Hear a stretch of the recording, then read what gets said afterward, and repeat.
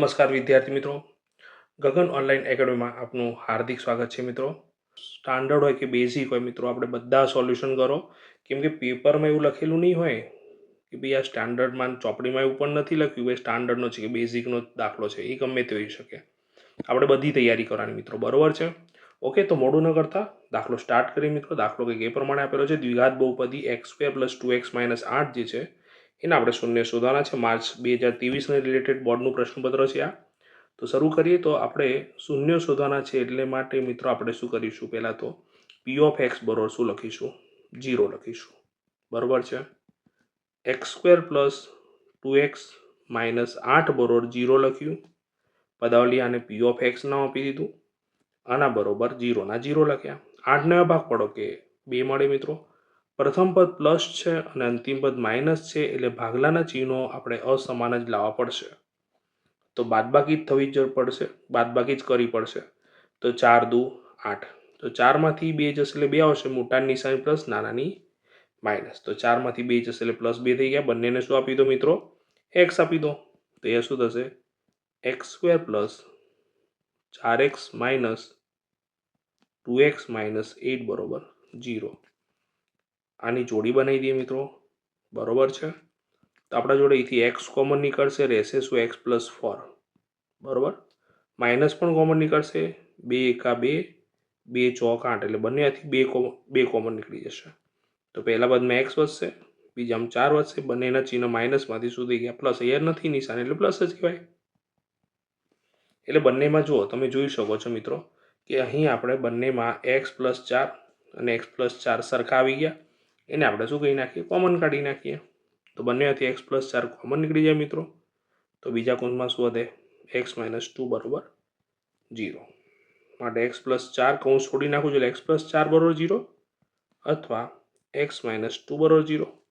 માટે x બરોબર 4 સામે એટલે -4 થાય મિત્રો, અને એ જ પ્રમાણે -2 સામે એટલે પ્લસ થઈ જાય, એટલે x બરોબર 2 થઈ જશે. ખ્યાલ આવે કે નહીં મિત્રો? તો અહીં આપણા જે બહુપદી છે એના શૂન્યો આપણે લખવા હોય તો આવી રીતે -4 લખ્યા અને 2 લખ્યા. મિત્રો આ રીતે દાખલો લખો તમે તો તમને પરફેક્ટ પૂરેપૂરા માર્ક મળી જાય. જો આ મેથડ મેં બતાવી દઉં, માટે કેવા લખ્યા, તીર કેવા કર્યા, એ પ્રમાણે તમે ગણો તો 100% તમને પૂરેપૂરા ગુણ મળી જાય. બરોબર છે મિત્રો? ઓકે.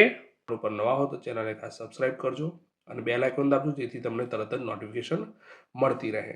ઓકે. દ્વિઘાત બહુપદી x² + 5x - 24 ના શૂન્યો અને સહગુણકો વચ્ચેનો સંબંધ ચકાસો. તો વિદ્યાર્થી મિત્રો, અહીંયા આપણને એવું નથી કીધું કે શૂન્ય શોધો, બરોબર છે? પણ શૂન્યો વગર આપણે શોધી શકીએ કઈ રીતે? શૂન્યો અને સહગુણક વચ્ચેનો સંબંધ કીધો એટલે શૂન્ય તો શોધવા જ પડે. તો આપણે શું કહીશું? પહેલાં તો વિદ્યાર્થી મિત્રો, આપણી જે બહુપદી છે એને p(x) ની બહુપદી છે એટલે p(x) બરોબર 0 લઈ લીધું. માટે x² + 5x - 24 એ આપણી બહુપદી છે, બરોબર 0. 24 ભાગ પાડો કે જેથી 5 મળે. હવે પ્રથમ અંતિમના ચિહ્ન અસમાન છે એટલે ભાગલા એવા પાડીશું કે જેની બાદબાકી આપણને 5 મળે. 8 તરી 24 વિદ્યાર્થી મિત્રો, મોટાની નિશાની પ્લસ, નાનાની માઇનસ, બરોબર છે? તો વિદ્યાર્થી મિત્રો આપણે અહીંયા શું કરીશું? x² લખ્યા પ્લસ બંનેને શું આપી દઈશું? xx, એટલે 8x - 3x - 24 બરાબર 0. હવે વિદ્યાર્થી મિત્રો અહીંયા આપણે શું બનાવી દઈએ? જોડી બનાવી દઈએ. શું બનાવી દઈએ? જોડી. તો પ્રથમ બે પદ જે છે વિદ્યાર્થી મિત્રો, એમાંથી શું કોમન નીકળશે? x. તો બીજા પદમાં શું રહેશે? એટલે કૌંસમાં શું રહેશે? પહેલા પદમાં x અને બીજા પદમાં શું રહેશે? 8. હવે અહીં માઇનસ કોમન નીકળશે, જોડે 3 અને 3 ઈઠા 24 એટલે 3 કોમન નીકળશે. પહેલું પદ જો માઇનસ કોમન નીકળવાને કારણે બંને પદ પ્લસ જ થઈ જવાના. અને બીજું યાદ રાખવાનું વિદ્યાર્થી મિત્રો કે જો અહીંયા x + 8 આવે તો બીજા પદમાં પણ x + 8 જ આવવું જોઈએ, ના આવે તો ભૂલ છે. તો પહેલું પદ x થઈ ગયું, 3 ઈઠા 24માં 3 નીકળી ગયા એટલે 8 રહ્યા, 3 ઈઠા 24 એટલે 8 રહ્યા. પણ એ પણ શું થઈ જશે? પ્લસ થઈ જશે, કારણ કે માઇનસ કોમન નીકળી ગયા છે, બરોબર છે વિદ્યાર્થી મિત્રો? આ બંને પદ કેવા મળ્યા આપણને? x + 8 સરખા મળ્યા, બરોબર છે? તો x + 8 ને આપણે કોમન કાઢી લઈશું. તો બીજા કૌંસમાં શું રહેશે? x - 3 બરોબર 0. એનો મતલબ એવો થયો કે x + 8 બરોબર 0 અથવા x - 3 બરોબર 0. હવે +8 સામે જશે એટલે -8 થઈ જશે, એટલે પહેલું શૂન્ય મળ્યું -8, બરોબર છે? બીજું શૂન્ય વાત કરીએ તો એક્સ બરોબર શું મળશે? 3 મળશે. બરોબર છે વિદ્યાર્થી મિત્રો? તો આપણે અહીંયા ધારણા કરી નાખીએ કે આલ્ફા બરોબર શું છે? -8 મળ્યા તથા બીટા બરોબર શું મળ્યા? 3 મળ્યા. ઓકે. હવે આપણે દાખલામાં સહગુણકો વચ્ચેનો સંબંધ મેળવવાનો કીધો છે વિદ્યાર્થી મિત્રો, શૂન્યો સાથેનો. તો પહેલાં તો આપણી જે બહુપદી છે એટલે કે પી ઓફ એક્સ બરોબર x² + 5x - 24. તો આનામાં જોવા જઈએ તો એ સહગુણક તરીકે એ શું છે? 1 છે, બી શું છે? 5 છે અને સી શું છે વિદ્યાર્થી મિત્રો? -24 છે. સંબંધ મેળવો છે એટલે આપણે આલ્ફા પ્લસ બીટા કહીશું. પહેલાં શૂન્યનો સરવાળો કરીશું એટલે -8 વત્તા 100 આવ્યા 3 આવ્યા. -8માંથી 3 છે એટલે -5 આવે વિદ્યાર્થી મિત્રો. બરોબર છે? -5 તો છે પણ આપણે આના છેદમાં કંઈ નહીં એટલે 1 વિચારી લઈએ. તો માઇનસ તો સમજ્યા, 5 એટલે શું કહેવાય વિદ્યાર્થી મિત્રો? બી કહેવાય અને 1 એટલે શું કહેવાય? એ કહેવાય. તો આલ્ફા પ્લસ બીટા પ્રમાણે આપણને સંબંધ મળી ગયો. માઇનસ બી એટલે કોનો સહગુણક કહેવાય?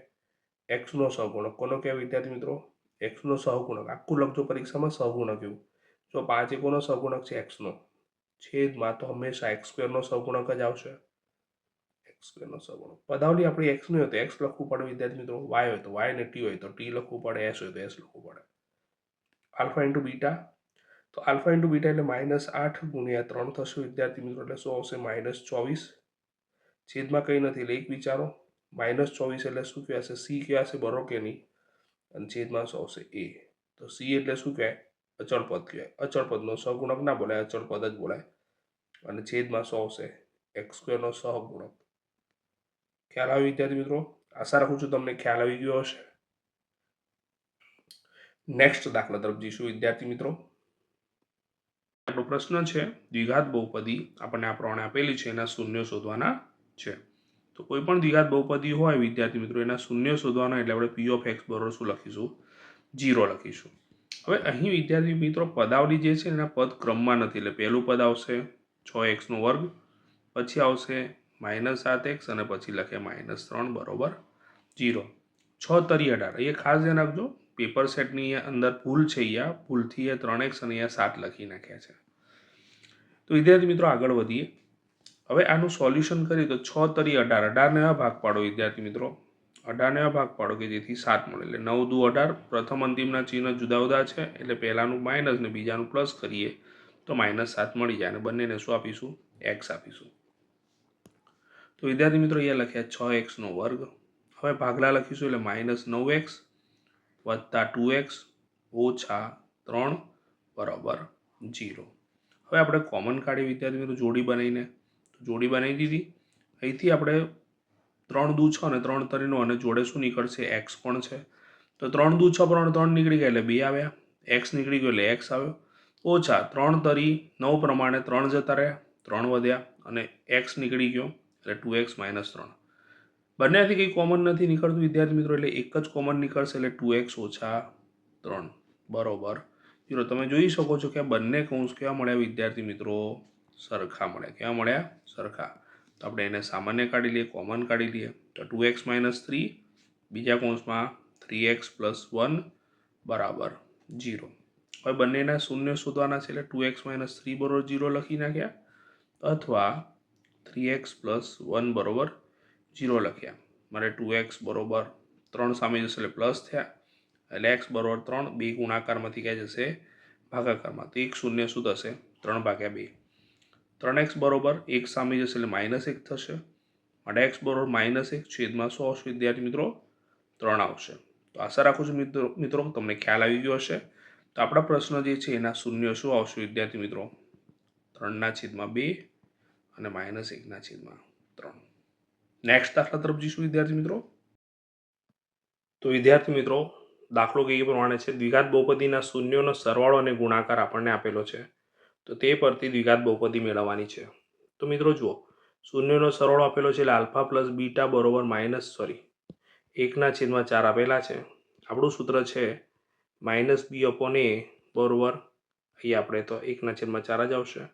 બરોબર છે. હવે સરખામણી કરીએ મિત્રો તો b બરોબર શું થશે? -1 થશે ને એ બરોબર 4 થશે. તો a બરોબર 4 થયા, b બરોબર શું થયું મિત્રો? -1 થયા. હવે આલ્ફા ઇન્ટુ બીટા છે બરોબર શું છે? -1 છે મિત્રો.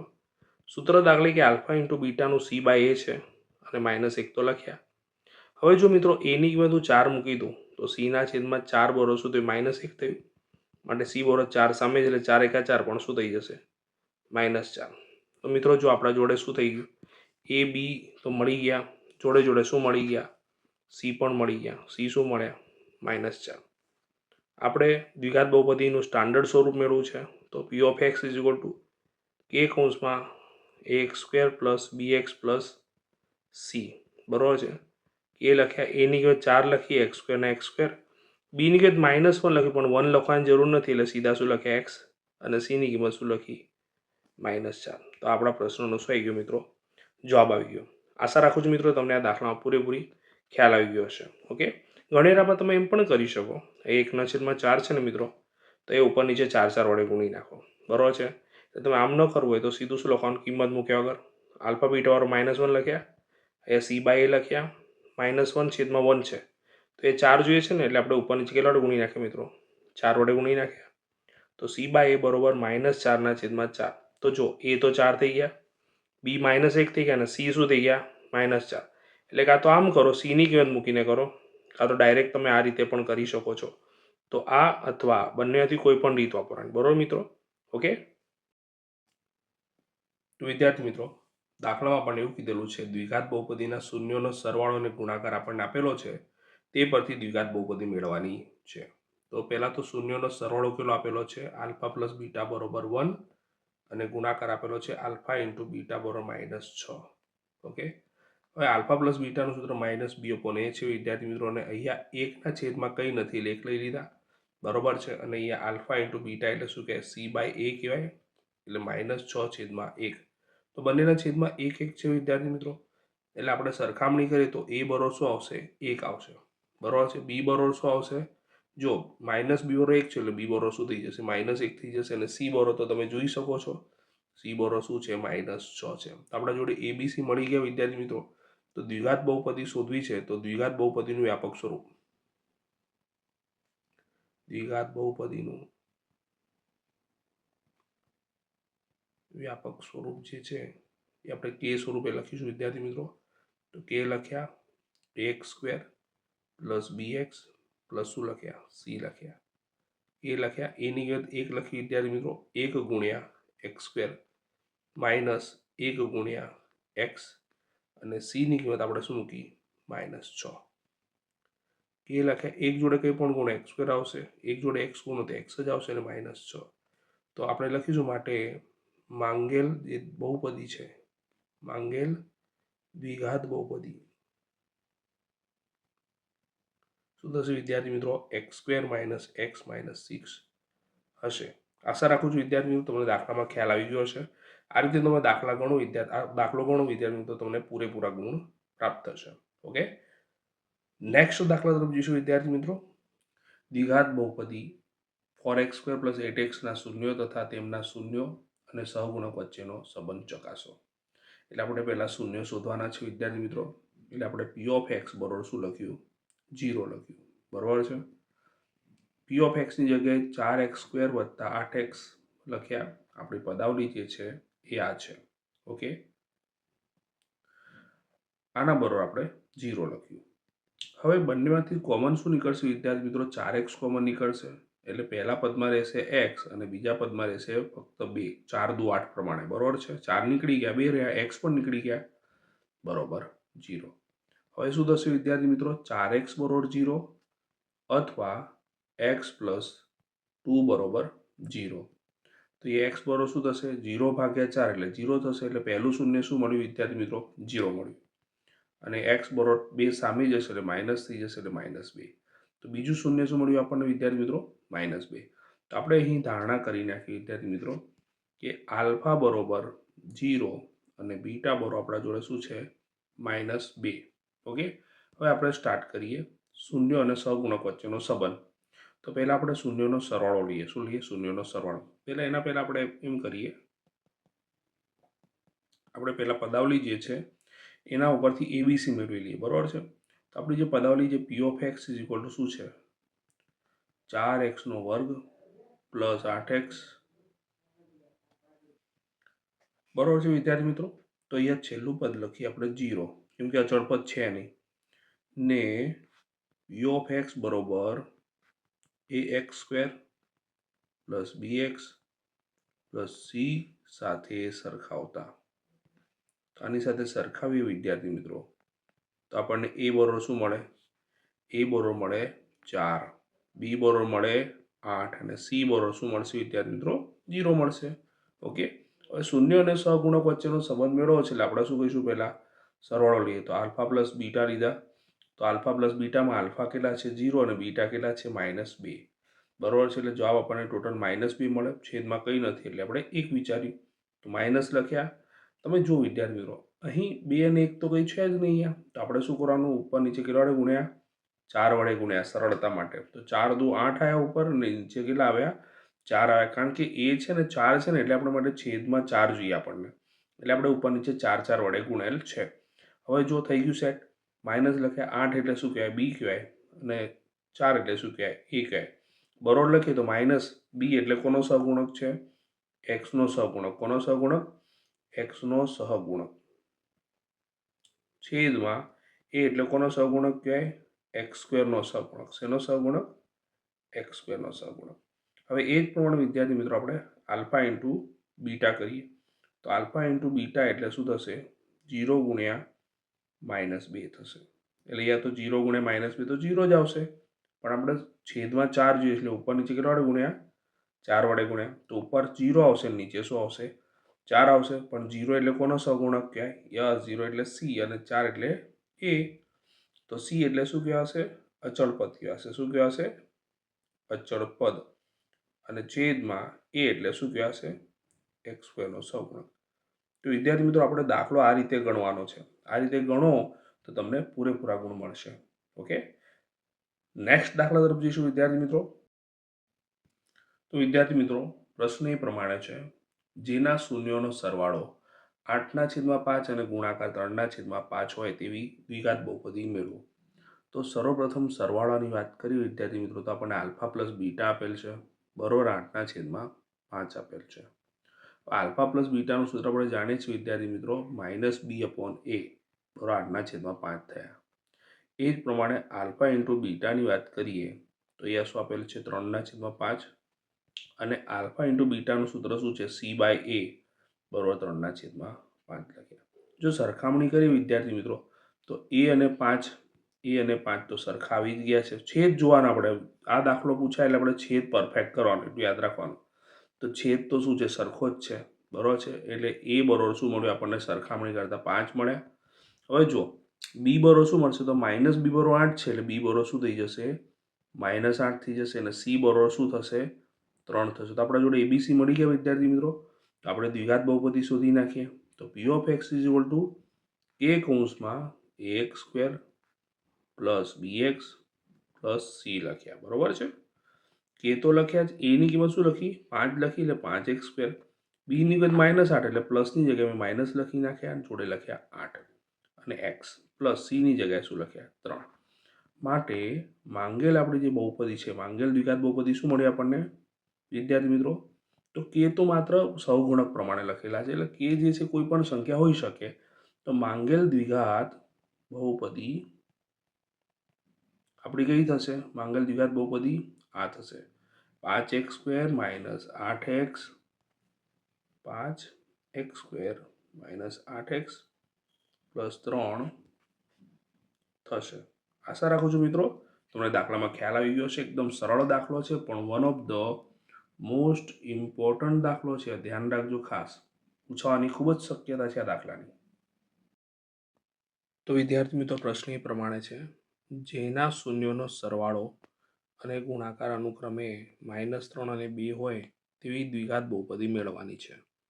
તો મિત્રો આપણે જાણીએ છીએ કે શૂન્યોનો સરવાળો જે છે એ આપણને -3 આપેલો છે અને શૂન્યોના સરવાળોનું સૂત્ર આપણે જાણીએ છીએ -b/a બરોબર -3, છેદમાં કંઈ નથી એટલે આપણે 1 લખીએ. તથા મિત્રો અહીંયા આલ્ફા ઇન્ટુ બીટા જે છે, શૂન્યનો ગુણાકાર આપણને 2 આપેલો છે, એટલે આપણે મિત્રો જો આનું સૂત્ર લખીએ તો c/a બરોબર 2 છેદમાં કંઈ નથી લેખ આવે. આ પ્રમાણે જો સરખામણી કરીએ મિત્રો તો આપણા જોડે a બરોબર 1 આવે છે, b બરોબર 3 આવે છે. જુઓ માઇનસ માઇનસ ઉડી જાય એટલે b બરોબર 3, છેદમાં તો a બરોબર 1 જ છે. અને સી બરો આપણને શું મળે મિત્રો? યસ, સી બરો આપણને મળે 2.